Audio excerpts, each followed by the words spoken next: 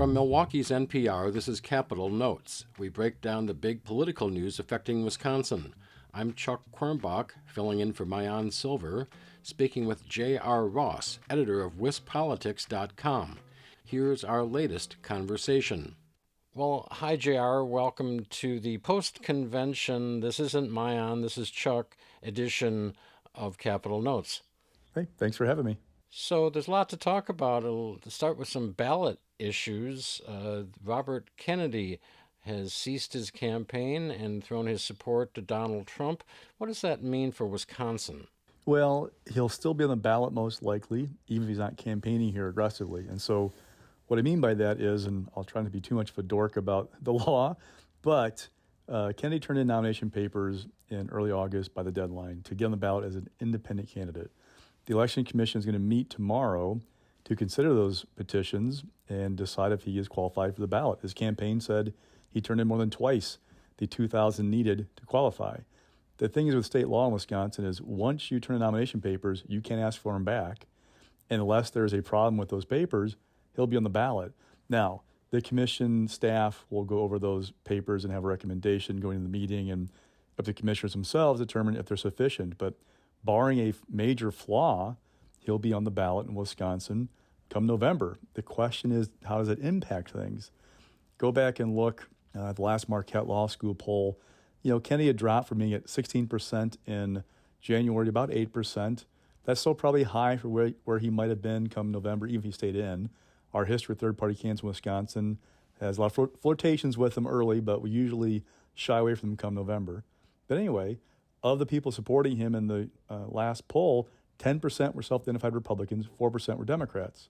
So in theory, it would probably help Donald Trump. Now, in practice, the question is, are those Republicans who were backing Kennedy, will they go over to Trump? Are they Republicans who want to protest option assent? They're not happy with Donald Trump, they're looking for somebody else to vote for? Or what do those folks do? It's a huge question. The Trump campaign was already trumpeting after Kennedy's announcement that they were going to get a big boost from this, and so we'll see. So we've got this other ballot fight. The Democrats are trying to knock Green Party presidential candidate Jill Stein off the Wisconsin ballot. Where do things stand with that? Well, we're waiting for the Supreme Court to issue something any minute now, essentially. There were some deadlines set last week in this lawsuit that basically argues the Green Party is not eligible to have a presidential candidate on the ballot in Wisconsin. The Green Party this time went the route of qualifying by having a candidate get at least 1% of the vote in a statewide race, which happened in 2022 with their Secretary of State candidate. And then you have to, as part of that process, pick a slate of electors who are the people who actually cast the votes for Wisconsin Electoral College, right? Well, to pick an elector, you have to be basically an office holder or a candidate for the Assembly or the Senate. The Greens don't have anybody in Wisconsin who qualifies for that during this cycle. The suit basically says, well, if you can't pick an elector, you can't have an elector. You don't have electors, you can't be a candidate. I'm not a lawyer. I'm not going to try and play one and say that's going to be an effective argument, but the court is moving quickly because there are some deadlines coming up. We talked about the Elections Commission meeting on Tuesday for certify candidates for the ballot. Well, then local clerks begin printing ballots.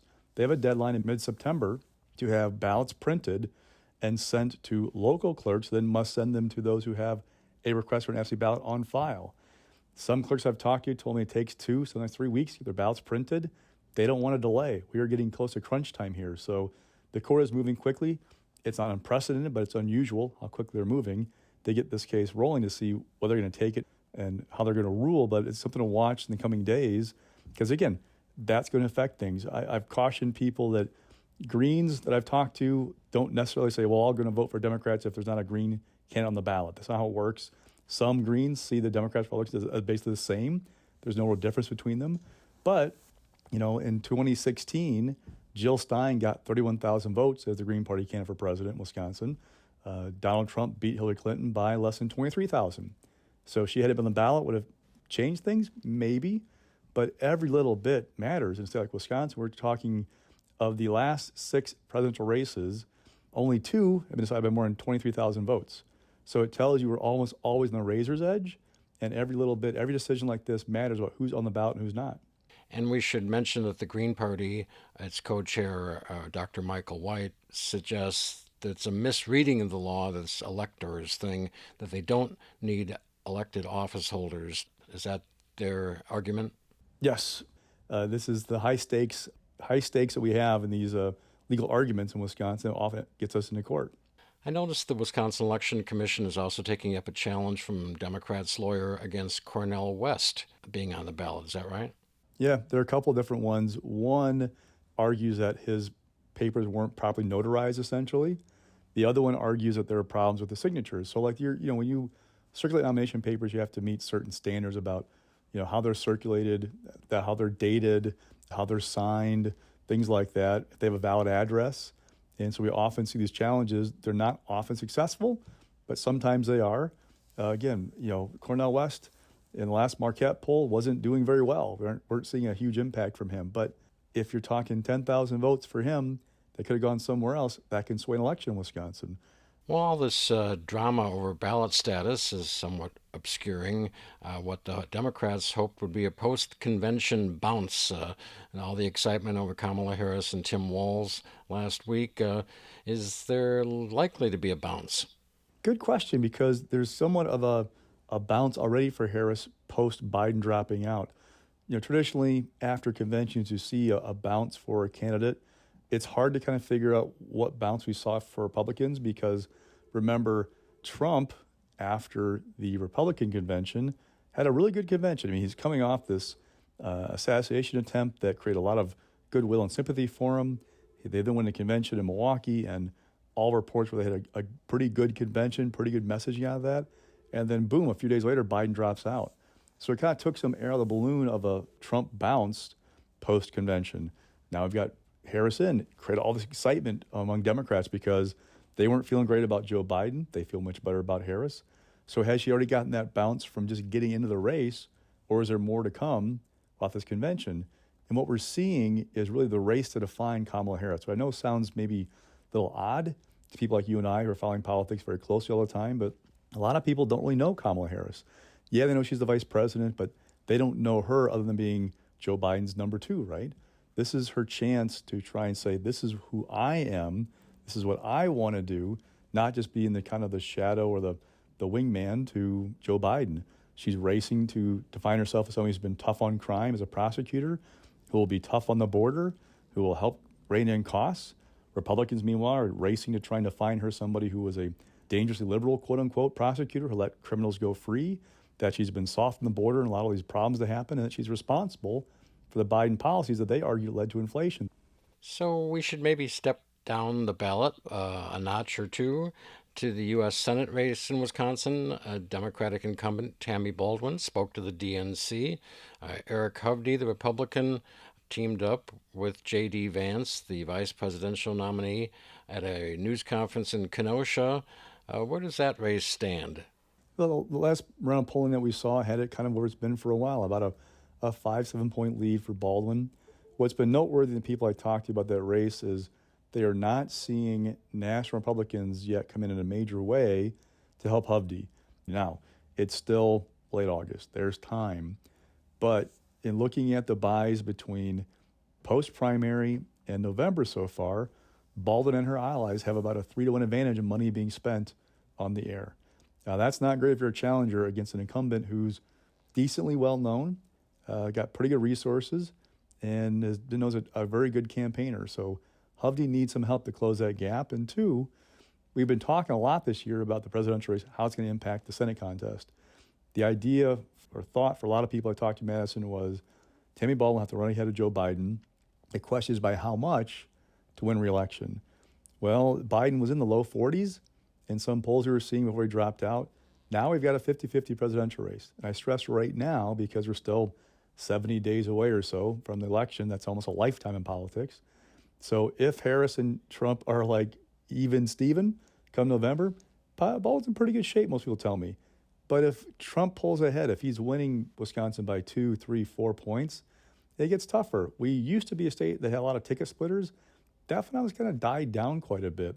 Granted, 2018 was an exception. Baldwin ran away in that race by 10 points, but her opponent, Leah Vukmir, then a state senator, didn't have very good resources, didn't run a lot of ads in western and northern Wisconsin, and Baldwin did better in places that you wouldn't expect a Democrat to do because She just had more money. This race is not really a problem so far. Hovde's been writing big checks to keep him about even with Baldwin for finances.